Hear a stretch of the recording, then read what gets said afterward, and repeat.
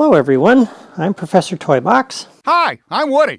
and today we're back in my Atlantis toy box. Say, this place is looking great. Thanks, Woody. Last time we finished building the first level in my somewhat randomly generated dungeon crawler, Return to Atlantis. And today, we're almost ready to move on to level 2. But first we need a toy box door to get there, and that's the topic of today's video. So first thing we're going to need is a toy box door. So we'll come in here to the Gameplay Toys drawer. And I could drop this toy box right here, and when you come through the gate, which we built last time, you can walk up to the door and use it.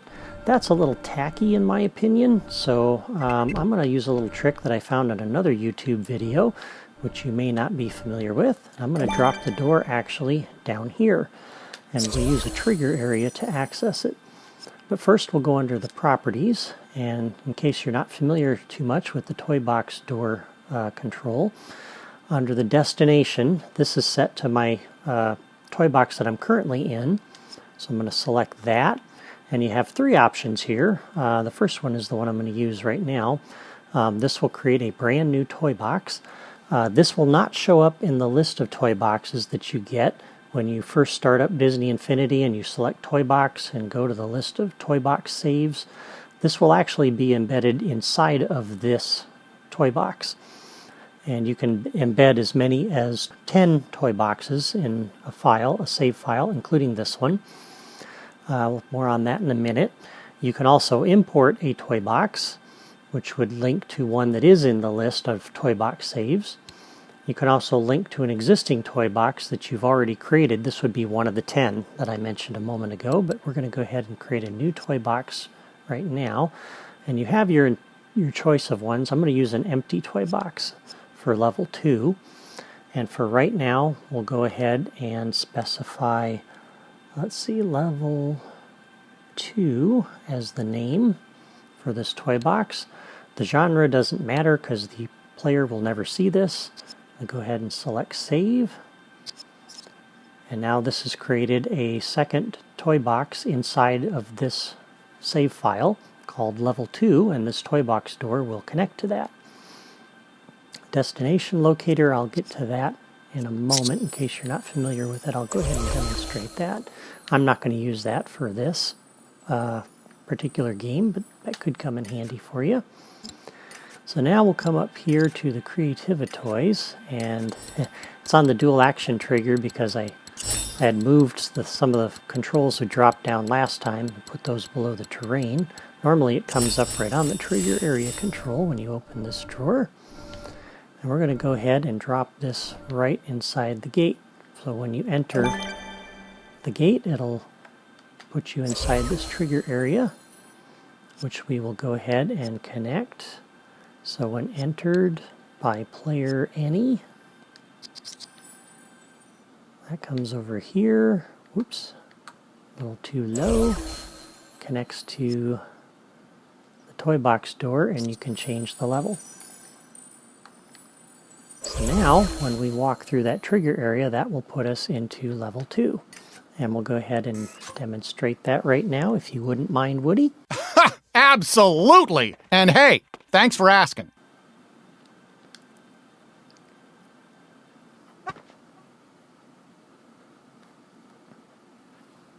And here we are in level 2. And we can start building this level out, which we're actually going to do next time. In case I would want to get back to the level that I just came from, which would be my Return to Atlantis toy box, we would go ahead and do the same thing we just did, which would be to drop a toy box door and come back over here to properties, and it's already set by default to the main toy box that you enter when you load up this save game file. And I could drop a trigger area and connect to it, but you've already seen me do that. I'm actually not going to use a toy box door like this because the levels are randomly generated, so I'm not going to go back, but just to show you how you would go back. Here we go, and it connects up to my level for level 1. And you can see it's building that. It's just circling around the entrance for level 1. This is where it puts me when the very first time I load up the file. And in probably my case, if I were to use a toy box door to come back to this, I would not want to start here. I would probably want to come back in at the door where we left. And there's a way to do that.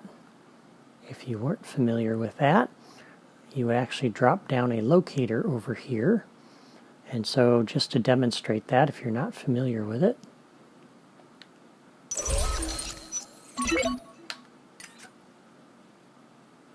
so we would actually come up here to Creativitoys, drop down a locator, and we can put that, say, here, and make sure the orientation is such, oops, that the little green dot on the end is facing out away from the door, as if we just came through it. Then we would go into properties for this guy, and you can set a door destination tag. You've got 10 of these you can set in Disney Infinity 3.0, so I would set this to 1, for example. And rather than actually open this door again, I'll come over here behind the scenes. And now we walk into that trigger area, travel to level 2, yep. So now we travel over to the level 2 toy box, which we're going to start building next time. And now what I can do is on the toy box door over here, I can set the property for destination locator tag. Say I want that to connect up to locator number 1. And now, would you mind demonstrating, Woody? You got it!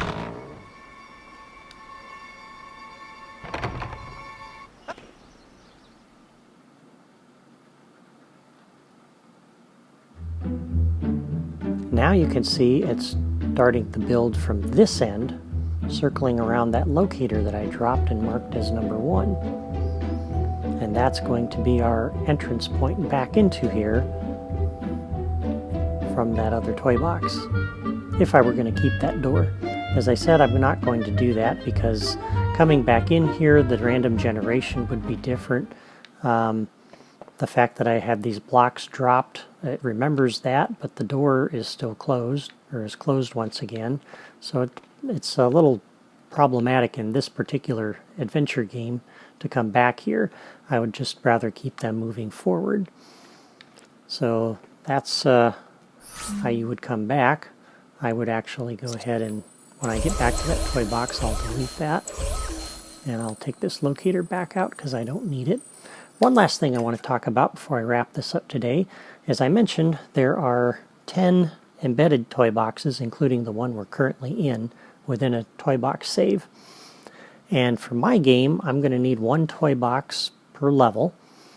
And I need 1 toy box for this level, which we've just finished.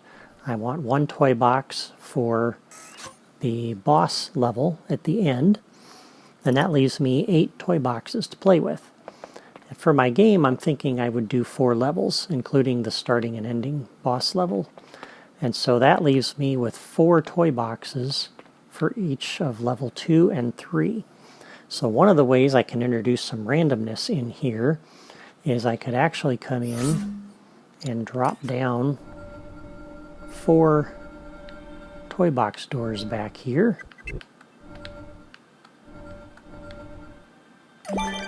2, 3, 4, and, oops, we'll go the other way, drop down a randomizer. Let's see, where's that randomizer? Did I go past it? I think I went past it. There it is. So I dropped down the randomizer. And now what I would actually do is I'll connect up the trigger area so that it's when it's entered by any player, instead of connecting to this toy box door, which I did a moment ago, I'll connect up to the randomizer. And the randomizer, the 10 signals, possible signals coming out of that would connect to these 4 toy box doors. So I would connect 2 signals, random trigger 1 and 2 to this, random trigger 3 and 4 to that one, 5 and 6, 7 and 8. And then out of the 4 layouts that I build here, I would probably pick my 2 favorites and connect up random trigger signals 9 and 10 to each of those 2 toy boxes that are my favorites. And that way, when I come through this door and enter this area, I don't know which of those 4 I'm going to go to.